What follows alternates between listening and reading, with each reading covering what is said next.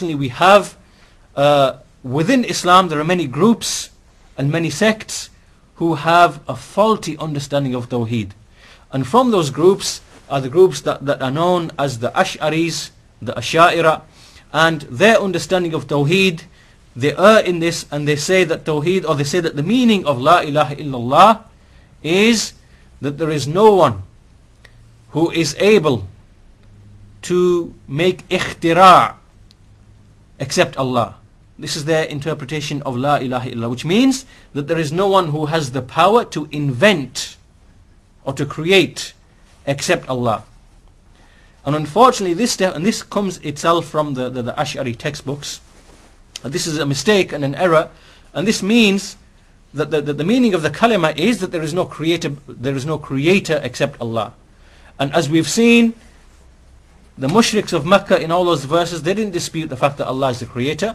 Neither do the Jews dispute that Allah is the creator. Neither do the Christians dispute that Allah is the creator. Neither do most or all religions deny that there is an overall supreme creator. So this statement of the Ash'aris, this is an error, and I'm going to bring you some quotations here from one of the earliest scholars of the Ash'aris, and he is Al-Qadi Abu Bakr al-Baqilani. He is someone who died in the year 403 Hijrah. He died in the year 403 Hijrah. And Al-Baqilani, Al-Qadi Abu Bakr al-Baqilani, he is the one who actually wrote the book that is really the foundation of what became known as the Ash'ari Madhab. The Ash'ari Madhab. This book is called At-Tamheed. And he had another book called Al-Insaf. And within this book we see, and I'm going to quote here from Al-Insaf, and the purpose in bringing these quotations to you is to prove that the early Ash'ari scholars, they understood that the call of the messengers, what the call to was to worship Allah alone, at least in the book of Al-Qadi Abu Bakr al-Baqilani.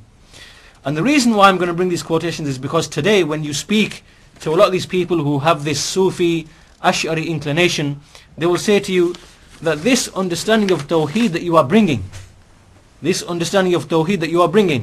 there is Tawheed al-Rububiyyah, and there is Tawheed al-Uluhiyyah, and there is Tawheed al-Asma wa Sifat, that this is an innovation, that this is something new. This is something that was brought by Ibn Taymiyyah rahimahullah in the 7th century or 8th century, or it was something brought by Shaykh al-Islam Muhammad ibn Abdul Wahhab rahimahullah in the 17th century. They make these claims, and this claim is false. And the early Ash'ari scholars, even if we disagree with them because they have deviation in the field of Allah's names and attributes, in the field of Al-Qadr, and in many other fields, but nevertheless, in those early times we find that the people never fell into the shirk that the people of the later times fell into. This was because all of the scholars, even if some of these sects they had deviation in certain aspects of creed, like in Qadr, or like in the subject of Iman, or like in Allah's names and attributes, nevertheless they never fell into the deviation of worshipping other things besides Allah. This happened in the 6th, 5th, 6th, 7th centuries. This is when it began to creep in. But before that time, all of the scholars, even amongst the Ash'aris, we see that they never ever did not fall into this deviation of worshipping other things besides Allah. So anyway, here I'm going to bring to you two quotations from Al-Qadi Abu Bakr al-Baqilani, who is, as I said, the main individual who's responsible for establishing the Ash'ari madhab after Abu al-Hasan al-Ash'ari himself, even though he repented from that in his lifetime. But he's in this book Al-Insaf, and he says that والإيمان بالله تعالى يتضمن التوحيد له سبحانه والوصف له بصفاته ونفي النقائص عنه الدالة على حدوث من جازت عليه. So he says that Iman in Allah, the Most High, comprises His Tawheed, free is He from imperfection, and describing Him with His attributes, and negating the deficiencies from Him, such deficiencies that would show that He is, that He is created.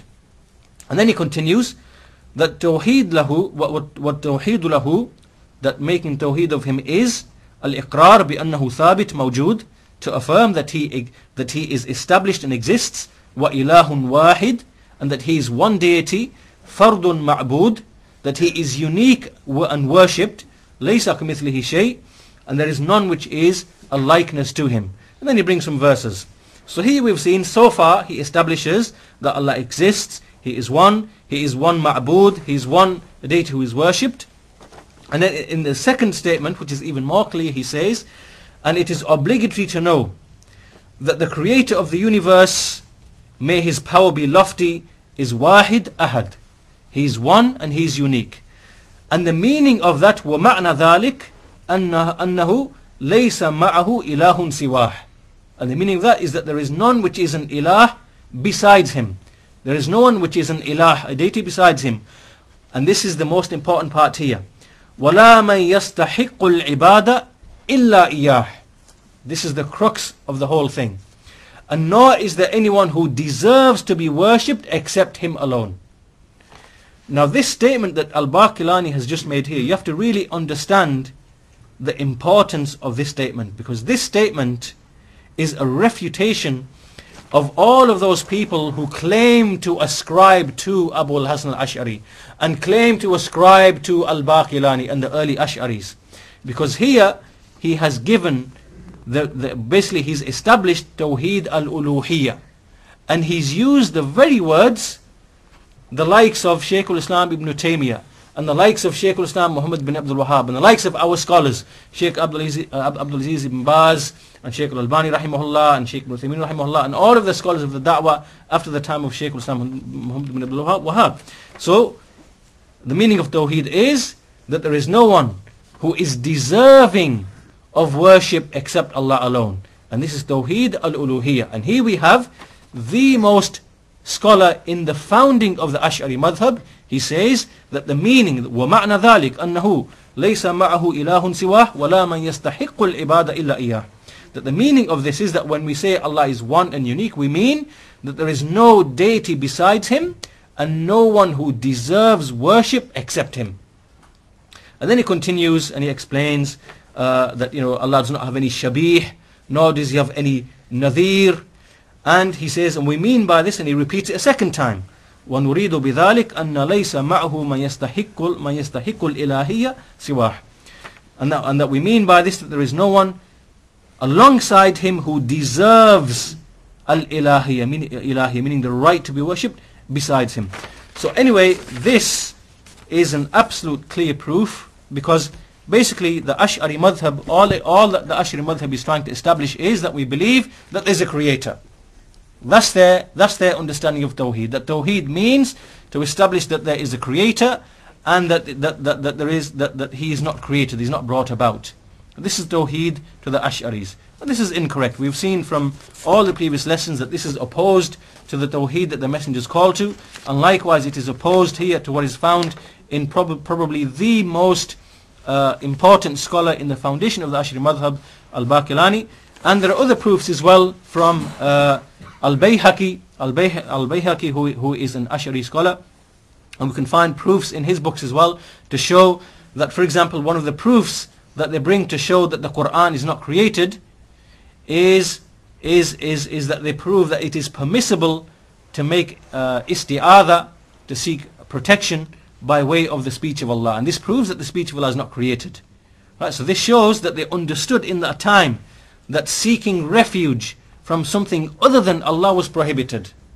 Unlike what is done today, where these people, they justify seeking refuge from the dead, or from the righteous dead, or from other things. So anyway, this is a big topic in itself, the topic of proving and establishing that the early Ash'ari scholars, they understood the Tawheed that the messengers called to, but as for the later Ash'ari scholars, they deviated from that, and unfortunately their understanding of Tawheed is something that is deficient, and is not the Tawheed that the messengers called to.